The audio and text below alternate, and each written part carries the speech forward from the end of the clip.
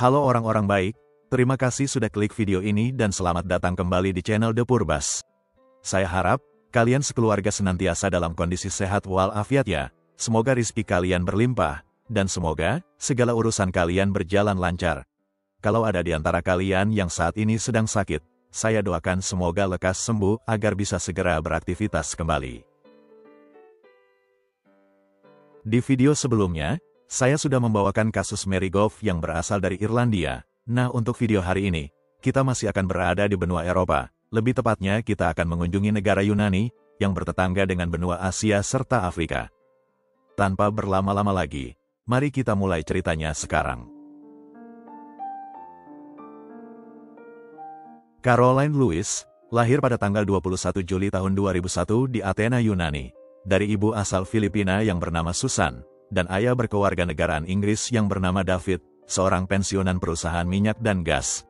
Meskipun Caroline lahir di Yunani, dia tetap terdaftar sebagai warga negara Inggris. Pada tahun 2003, keluarganya pindah ke Pulau Alonisos. Alonisos adalah pulau yang berada di Laut Aegea, bagian dari Kepulauan Sporades Utara di Yunani. Pulau ini dikenal karena keindahan alamnya yang masih alami, termasuk Taman Laut Alonisos yang melindungi anjing laut Mediterania dan berbagai spesies laut lainnya. Alonisos juga memiliki desa-desa yang menawan dengan ciri khas arsitektur tradisional Yunani. Caroline dibesarkan di pulau kecil yang indah ini dikelilingi oleh teman-teman dan keluarganya, di mana semua orang yang mengenalnya menggambarkan Caroline sebagai sosok yang ceria dan selalu bersemangat. Caroline juga dikenal dengan wajah yang cantik jelita dilengkapi dengan senyum indahnya yang selalu merekah. Caroline diketahui memiliki berbagai minat, seperti menyelam, berenang, dan kickboxing. Dia juga populer di dalam komunitas kecil Alonisos, temannya banyak dan para warga senior juga menyukai kepribadian Caroline yang hangat. Pada musim semi tahun 2017, Caroline yang baru berusia 15 tahun dan masih duduk di bangku SMA, menghadiri parade lilin untuk memperingati Hari Jumat Agung. Di mana dalam event tersebut, dia bertemu dengan seorang pria tampan yang sedang datang berlibur ke pulau kecil itu.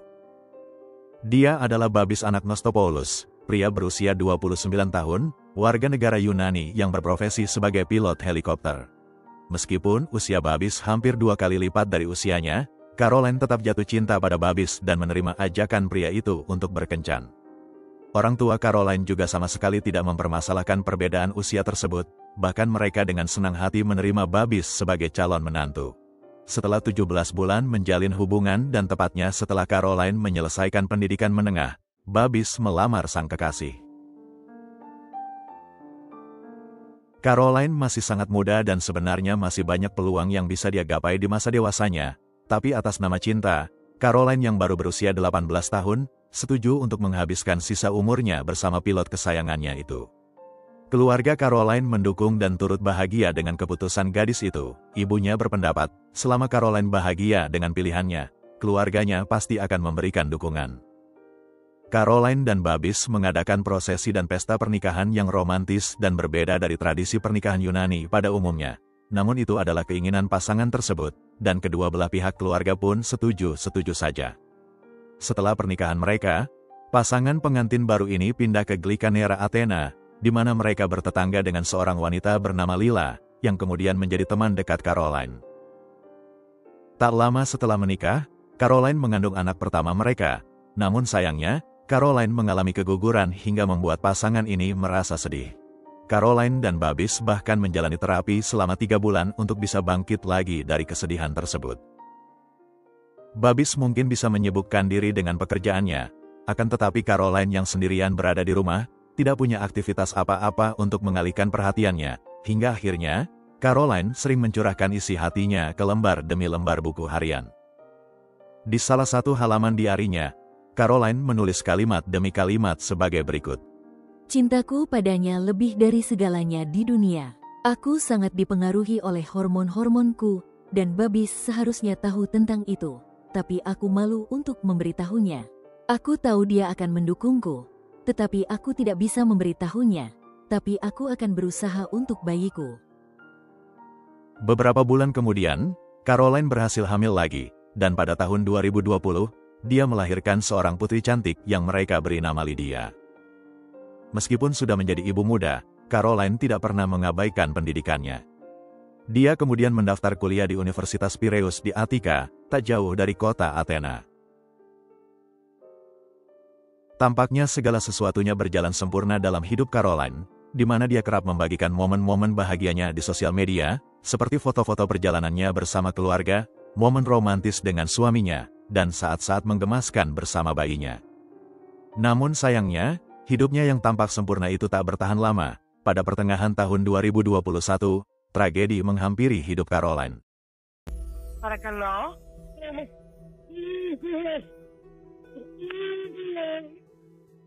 Yapite muy buksoire, ma.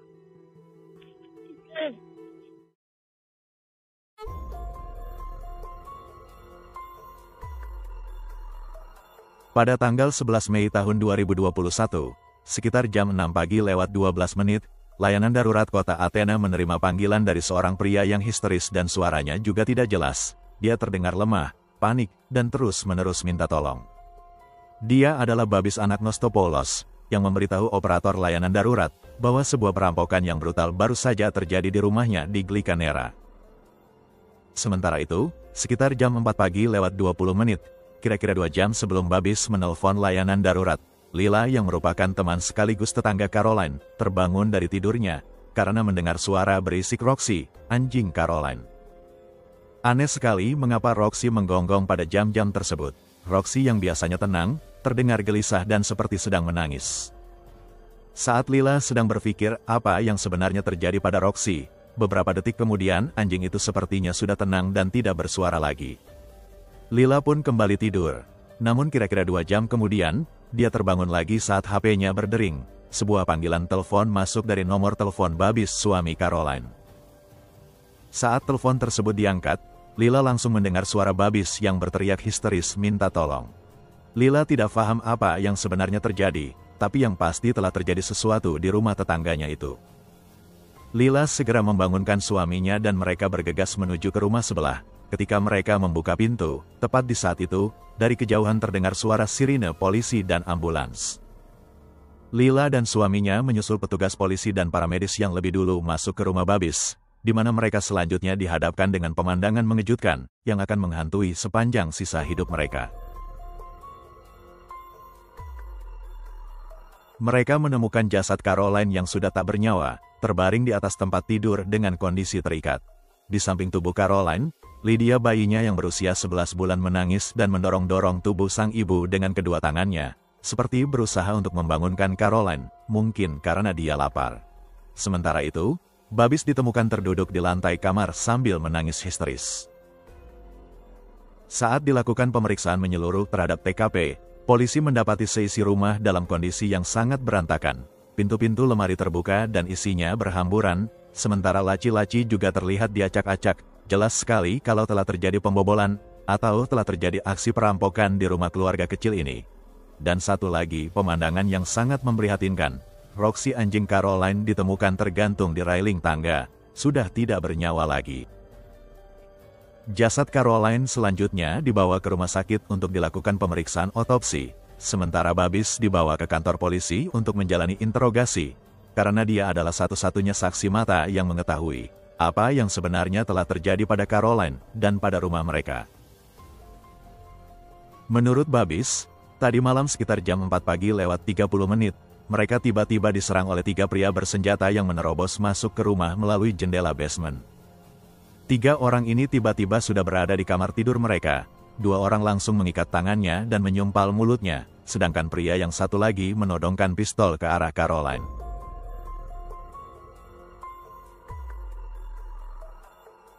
Para perampok ini memaksa Babis untuk menunjukkan tempat penyimpanan uang tunai mereka, yang menurut Babis, jumlahnya cukup banyak, yaitu sebesar 10.000 euro, atau sekitar 180 juta rupiah.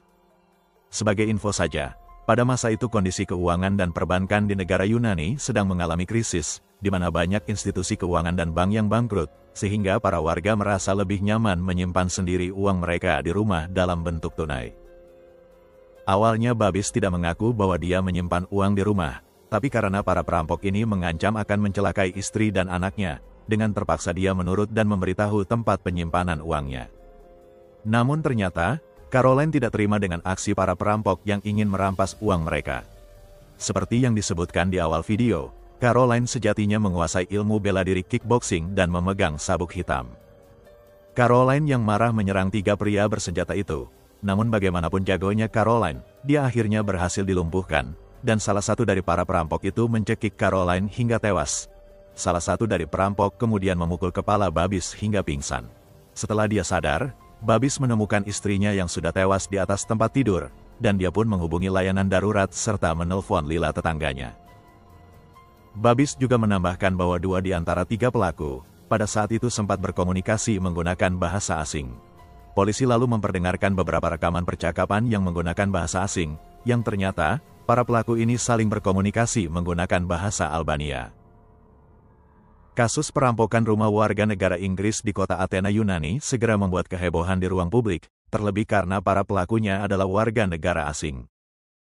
Dalam kurun waktu beberapa bulan terakhir sebelum tragedi perampokan dan pembunuhan Caroline, polisi memang sedang disibukkan dengan maraknya kasus perampokan terhadap warga kota Athena yang dilakukan oleh para pendatang. Dalam kasus Caroline, diduga 3 pelaku adalah warga negara Albania.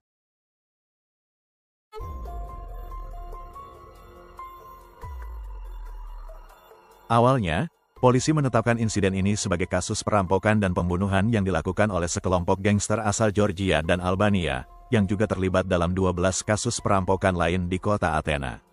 5 hari setelah kematian Caroline, polisi menangkap seorang pria warga negara Georgia yang berusaha menyeberangi perbatasan menggunakan paspor palsu. Pria ini adalah anggota gangster Jogja Albania yang memakai paspor Bulgaria, dan ciri fisiknya sesuai dengan yang dideskripsikan oleh Babis. Namun setelah dilakukan pemeriksaan lebih lanjut, pria ini ternyata tidak terlibat dalam perampokan dan pembunuhan Caroline. Sementara itu saat polisi sedang gencar-gencarnya melakukan investigasi, Babis dengan sangat kooperatif meladeni para wartawan yang ingin mengetahui update dari investigasi kasus ini. Sebagai pria yang baru saja kehilangan istrinya dengan cara yang tragis, dia terlihat cukup tenang. Babis meminta media dan masyarakat untuk bisa membantu menemukan para pelaku yang telah membunuh istrinya. Bahkan pada saat itu, kepolisian Yunani menawarkan uang sebesar 300.000 euro, sebagai hadiah bagi siapa saja yang bisa memberikan informasi berharga dalam kasus ini. Jasad Caroline selanjutnya dibawa ke Pulau Alon Nissos untuk dimakamkan, di mana prosesi duka digelar selama 1 bulan lebih di sana. Pada tanggal 17 Juni tahun 2021, atau pada hari ke-37 setelah kematian Caroline, keluarga dan teman-temannya mengadakan upacara peringatan untuk Caroline. Tepat ketika acara tersebut akan berakhir, sebuah helikopter tiba di Pulau Alon Nissos. 2 orang petugas polisi mendatangi keluarga Caroline dan berkata bahwa mereka sudah menangkap para tersangka, dan mereka ingin membawa Babis ke kota Athena untuk mengidentifikasi para tersangka ini. Sebelum Babis ikut dengan 2 polisi itu, dia mendekati Susan ibu Caroline, berbicara selama kurang lebih 5 menit lalu berpelukan dan mengucapkan selamat tinggal. Sejatinya itu adalah momen yang sangat pas untuk peringatan kematian Caroline. Karena ternyata, polisi berbohong tentang para tersangka yang sudah ditangkap, dan ketika mereka tiba di kantor polisi kota Athena, Babis dibuat terkejut saat polisi berkata, tidak ada tersangka yang perlu diidentifikasi. Babis anak Nostopoulos, ditangkap dan ditetapkan sebagai tersangka tunggal dalam kasus pembunuhan Caroline, istrinya sendiri.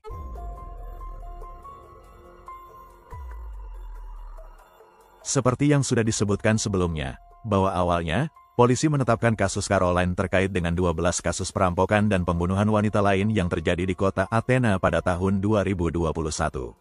Selain motif perampokan, polisi menduga bahwa kejahatan ini bermotif femisida, lebih spesifiknya adalah pembunuhan yang didasarkan atas rasa kebencian terhadap kaum wanita.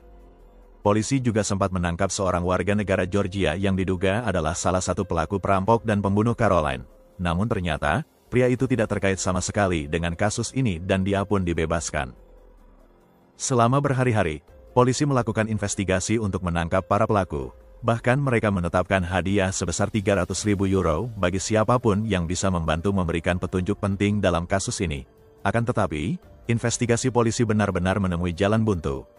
Hingga pada satu titik, para detektif mulai sadar bahwa mungkin mereka selama ini mengejar target yang salah, dan bahwa sejatinya, pelaku yang mereka cari sudah ada di depan mata. Di saat yang sama, polisi menerima hasil pengujian forensik dan otopsi, hingga satu persatu tabir gelap yang menyelimuti kasus ini pun tersibak. Pertama-tama, pada TKP, selain sidik jari dan DNA Babis, Caroline, dan Lydia, petugas forensik tidak menemukan satupun sidik jari maupun DNA asing. Lalu pada jendela basement, juga tidak ditemukan adanya tanda-tanda pembobolan atau pembukaan secara paksa dari arah luar. Lalu petunjuk yang kedua, saat melakukan pemeriksaan terhadap TKP, para polisi mendapati bahwa kamera CCTV yang terpasang di rumah Babis sudah dirusak oleh pelaku dan kartu memorinya tidak ada lagi. Detektif sebelumnya sudah menyita HP Babis, yang ternyata kamera CCTV tersebut terhubung dengan HP Babis melalui sebuah aplikasi. Saat dilakukan pemeriksaan, didapatilah bahwa koneksi antara aplikasi dan kamera CCTV terputus pada jam 1.20 dini hari, yang artinya, Babis telah berbohong dengan mengatakan bahwa para perampok memasuki rumah mereka pada jam 4.30 pagi. Selanjutnya, masih berdasarkan pemeriksaan terhadap HP Babis, didapati bahwa pada rentang waktu antara jam 4 pagi sampai dia menelepon layanan darurat pada jam 6.12 pagi, sinyal HP Babis terlacak bergerak di beberapa titik di rumahnya. Padahal Babis mengklaim bahwa pada rentang waktu tersebut, dia dalam kondisi terikat dan tidak sadarkan diri. Kebohongan Babis ini juga diperkuat dengan rekaman CCTV yang polisi dapatkan dari rumah salah satu tetangganya, di mana pada jam 4:05 pagi, Babis tertangkap kamera CCTV tersebut, di mana dia sedang berada di halaman belakang rumahnya sambil menggendong Lydia putrinya. Selain melakukan pemeriksaan terhadap HP Babis, polisi juga melakukan pemeriksaan terhadap HP Caroline, yang ternyata, HP Caroline terhubung dengan jam tangan pintar yang melingkar di pergelangan tangannya. Jam tangan pintar itu menunjukkan data, bahwa denyut nadi Caroline berhenti pada jam 4:05 pagi, yang artinya, Caroline sudah meninggal sekitar 30 menit sebelum para perampok masuk seperti yang diceritakan oleh Babis.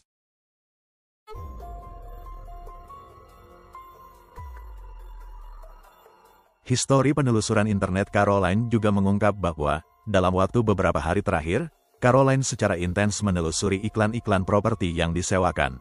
Dan petunjuk terakhir yang terungkap, berhasil polisi dapatkan dari buku harian Caroline. Sampai di sini, polisi sudah berhasil mengumpulkan banyak bukti yang kuat untuk mendudukkan Babis di kursi tersangka, namun demikian, mereka belum bisa menemukan motif dari kejahatan ini. Seperti yang sudah disebutkan sebelumnya, Caroline mulai menulis buku harian sejak dia mengalami keguguran di kehamilan pertamanya. Tulisan-tulisan Caroline di dalam buku harian tersebut mengindikasikan bahwa Caroline berniat ingin meninggalkan Babis karena suatu alasan. Di dalam salah satu halaman, Caroline menulis, "Aku bertengkar lagi dengan Babis. Kali ini pertengkarannya lebih besar. Aku memukulnya, aku memakinya, dan dia menghancurkan pintu. Satu-satunya yang aku inginkan adalah, dia menanyakan bagaimana kondisiku saat aku bangun tidur dengan kondisi lemah dan lelah. Aku berpikir untuk meninggalkan rumah, pergi ke rumah saudariku. Aku tidak tahu apakah bisa terus bersama Babis, tapi aku sangat mencintainya. Sampai-sampai aku tidak bisa meninggalkannya, walaupun aku tahu kalau hubungan ini membahayakanku." Di halaman lain Caroline menulis, "Hari ini si kecil berusia 1 bulan, dan hari ini adalah hari di mana aku berkata kepada Babis bahwa aku ingin meninggalkan rumah. Ketika dia pergi untuk mengambil dokumen bayi kami ke rumah sakit, aku pun mulai mencari-cari rumah. Aku menemukan apa yang aku mau, yaitu sebuah rumah di Halandri, di pinggiran sebelah utara Athena. Ketika Babis pulang dari rumah sakit, aku memberitahunya, dan dia bertanya, apakah aku ingin berpisah.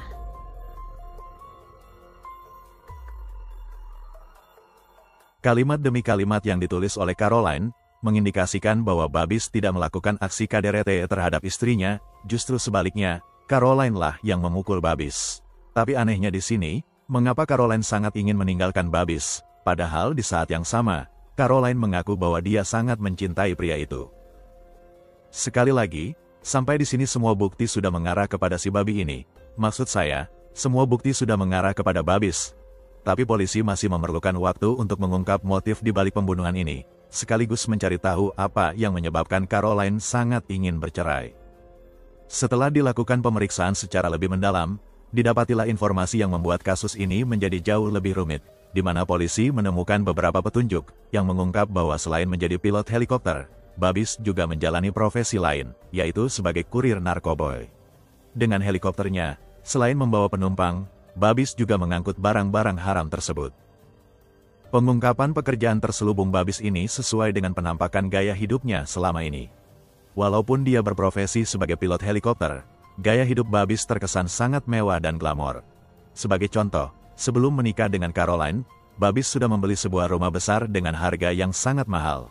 Dan setelah menikah, Babis sering membawa Caroline bolak-balik berlibur ke luar negeri, misalnya ke Dubai, Jepang, dan negara-negara lain di kawasan benua Eropa. Dengan pendapatannya sebagai pilot helikopter, Babis bisa saja menjalani hidup yang nyaman, tapi tentunya tidak semewah itu. Mustahil bagi Babis untuk bisa membiayai semua pengeluaran tersebut.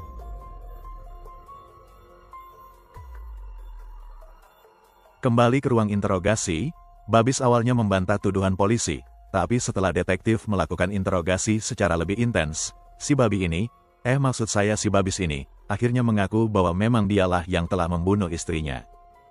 Babis berdalih bahwa pada malam itu, mereka bertengkar karena Caroline ingin meninggalkannya.